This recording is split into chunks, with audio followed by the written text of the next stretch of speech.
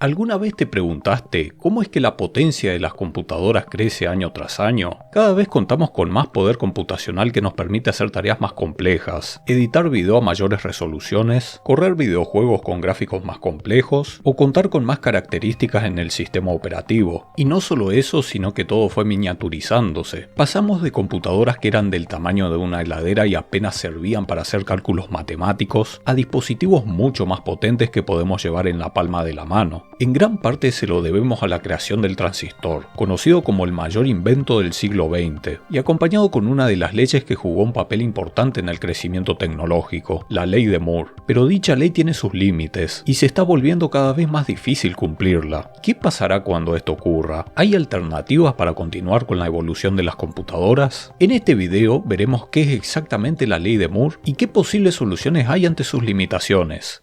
Este video está patrocinado por GBGMall. En GBGMall podemos adquirir licencias originales para Windows a precios muy económicos. También encontraremos licencias para Office, distintos programas e incluso videojuegos. De hecho, voy a aprovechar para comprar una licencia de Windows 10 que estoy necesitando. Si aplicamos el código de descuento TU25 obtendremos un 25% de descuento adicional. Y un detalle no menor es que esta licencia sirve incluso si queremos actualizar luego a Windows 11. Pero, ¿cuál es el truco? ¿Por qué son tan baratas estas licencias? Bueno, esto es porque se tratan de licencias OEM. Este tipo de licencias son utilizadas por los fabricantes al vender equipos con Windows ya preinstalado. Su limitación es que se ligan a la placa base de la computadora, pero considerando su precio es un detalle insignificante, sobre todo si no van a cambiar su equipo o la placa por mucho tiempo. Estas licencias son completamente legales y son una excelente opción para tener nuestro Windows activado con todas las actualizaciones que lanza Microsoft. En la descripción y un comentario fijo les dejaré los enlaces y el código de descuento. Muchas gracias a GBGMall por patrocinar el espacio.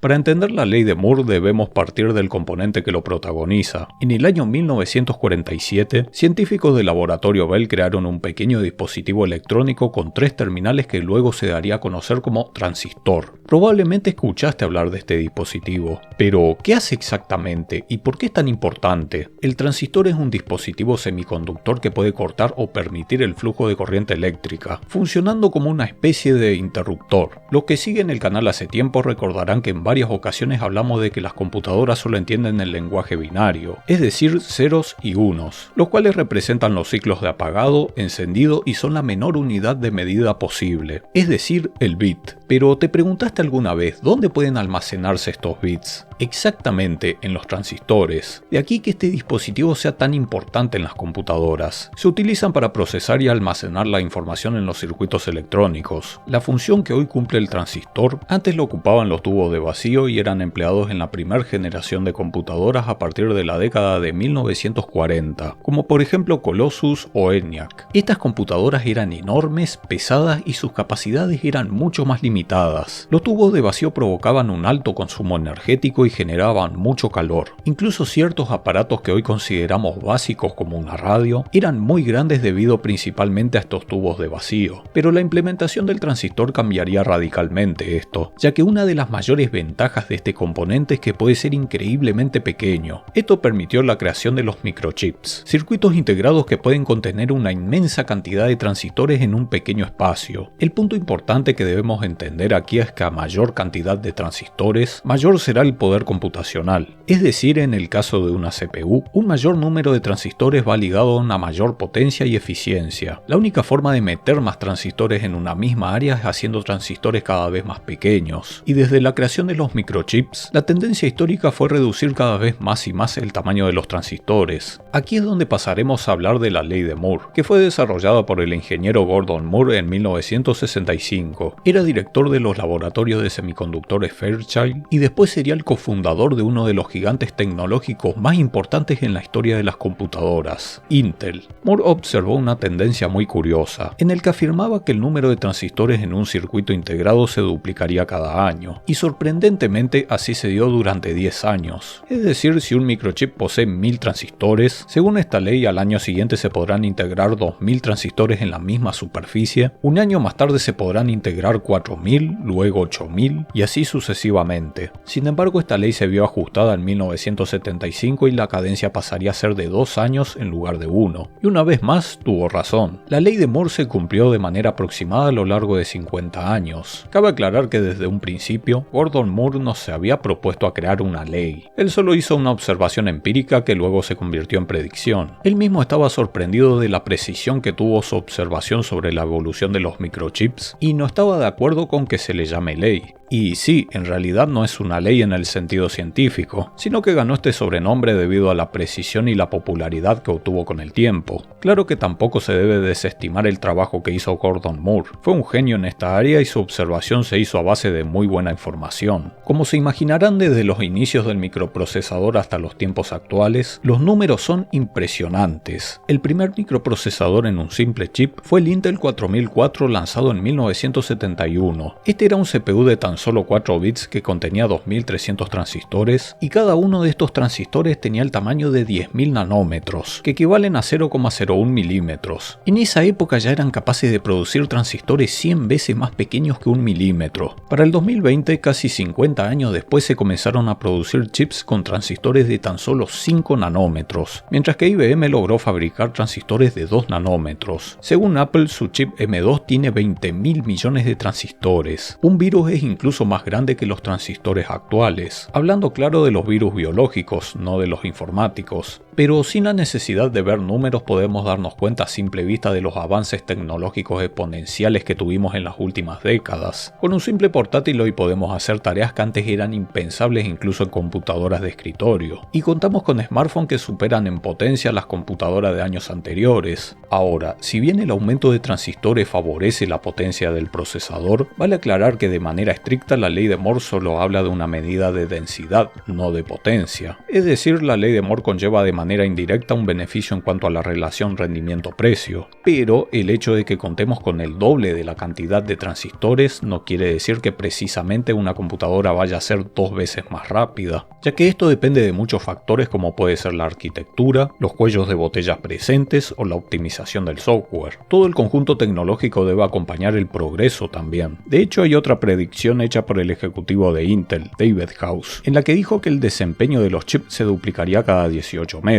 y con frecuencia suele confundirse con la ley de Moore. Aunque la ley de Moore se ha cumplido muy bien durante tanto tiempo, tampoco tuvo el camino libre de dificultades, caso que se vivió en la década del 2000 con el fin de la escala de Dennard, una escala que se complementa con la ley de Moore. Dennard decía que la densidad de potencia de los transistores se mantiene constante al reducir su tamaño. En otras palabras, el uso de energía se mantiene en proporción con el área del chip, debido a que tanto el voltaje como la corriente también se reducen con la longitud, y así se dio hasta la aparición de los transistores de 65 nanómetros. Fue entonces cuando la escala de Dennard quedó desfasada debido a los límites físicos de estos tamaños y la aparición de corrientes de fugas. El calor generado por los procesadores ya no daba más margen para seguir creciendo. Como la mayoría sabrá, la electrónica es enemiga del calor. El calor excesivo puede quemar los transistores y eso significa un daño irreparable en un componente. A menos claro que encuentres algún técnico con la habilidad de Atman. Este límite marcó un antes y después en la arquitectura de las CPUs. Fue así que los procesadores multinúcleos se presentaron como la solución a este problema, llegando en el año 2005 para el consumo masivo. Dentro del procesador, el núcleo es el componente encargado de ejecutar las instrucciones, y en lugar de hacer un núcleo cada vez más potente, la solución fue crear varios para que trabajen a la vez, distribuyendo las tareas de forma paralela y simultánea. Claro que esto vino acompañado de otros cambios. El software también tuvo que ser adaptado para que se aproveche esta nueva generación de procesadores. Un buen punto de referencia es el Pentium 4, el cual suele ser utilizado con frecuencia para marcar el antes y después de estos hechos. Recuerdo que mi profesor nos hacía estudiar el Pentium 4 y siempre remarcaba su importancia, a pesar de que ya existían los procesadores multinúcleo. Y claro, el Pentium 4 fue un procesador que representó un límite. Este llegaba hasta los 3,8 GHz, velocidad que incluso estos días sigue considerándose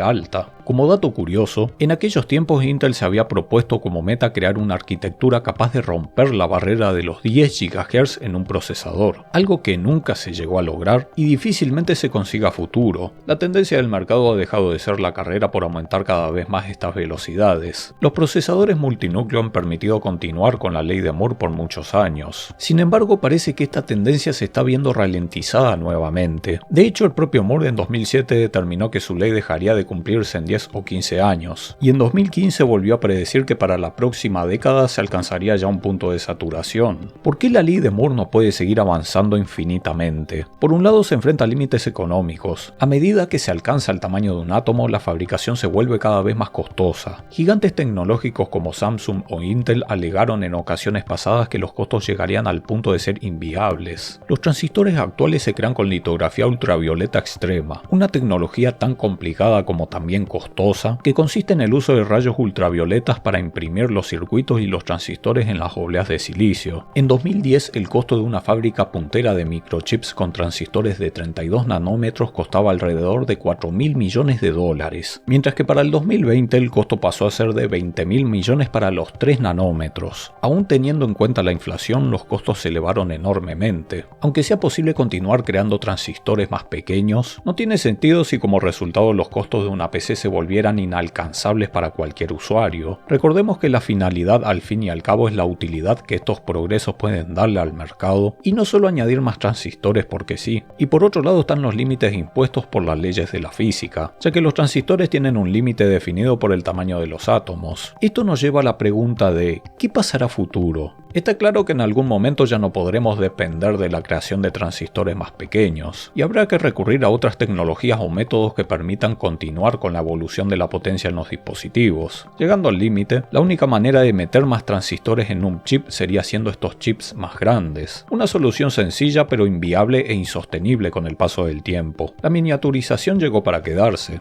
Ante la incertidumbre y ese anhelo de buscar posibles soluciones que respondan cómo continuarán los avances en la computación, desde 2018 se está hablando de una nueva ley que incluso dice superar la ley de Moore. La ley de Huang, que hace referencia a Jensen Huang, el CEO de Nvidia. Jensen Huang sostiene que la ley de Moore ya no funciona, e independientemente de las mejoras físicas, sostiene que el rendimiento de los procesadores seguirá duplicándose cada 2 años. Pero esto se dará gracias a los avances de la inteligencia artificial, mientras que el ejecutivo de Nvidia, Bill Daley, destacó que la mejora en la litografía de los transistores ya no será suficiente. En su lugar se debe refinar la arquitectura de los chips en general, proceso que será importante para continuar con el ritmo de avances. Sin embargo, no fue Jensen Huang quien acuñó el nombre de esta ley, sino que lo hizo una editora de IEEE Spectrum tras asistir a una conferencia de Nvidia para describir el rápido desarrollo que obtuvieron sus gráficas, principalmente en el ámbito de la inteligencia artificial, y luego fue popularizado por un artículo escrito por un columnista de The Wall Street Journal, Christopher Mims. Claro que al igual que pasa con la ley de Moore, la ley de Huang tampoco es una ley, aunque suene lindo. La cuestión es que se observó que desde el 2012 al 2022, el rendimiento de los chips de Nvidia para las aplicaciones de inteligencia artificial se multiplicó por 1000, un ritmo que con la ley de Moore sola no hubiera sido posible, sino que se debe también a las mejoras en la microarquitectura de los chips. ¿Será acaso la ley de Huang la sucesora que defina nuevamente el crecimiento de las computadoras? Aún es temprano para comprobarlo y confirmar que se trate nuevamente de una nueva profecía, como lo fue la ley de Moore. Y hasta que así sea, también está la sospecha de que todo esto no se trate más que una especie de estrategia de marketing. Pero sea como sea, hay dos cosas que no podemos negar. La primera es que esa campera de cuero que lleva Jensen Huang le deja una facha tremenda. Y la segunda es que, efectivamente, Nvidia ha presentado novedades en estos últimos tiempos que representan mejoras increíbles en el ámbito tecnológico, como lo es por ejemplo el Ray Tracing, una tecnología de renderizado que permite recrear de manera más realista el comportamiento de la luz al interactuar con los objetos. También trajo la tecnología DLSS, la cual se basa en reducir la resolución de un videojuego para aumentar los FPS y luego rescalarla a una resolución más grande mediante inteligencia artificial. Es decir, a partir de una resolución más baja, la IA busca reconstruir la imagen a una resolución más grande. El secreto de la optimización aquí está en que hay núcleos especializados y optimizados que se encargan de esta tarea en la placa de video, dejando libres el resto de los núcleos. Sin duda son excelentes ejemplos en la búsqueda por traer nuevas soluciones y no depender únicamente de añadir más transistores a un microchip. Como opinión personal no descarto la posibilidad de que los avances se ralenticen en ciertos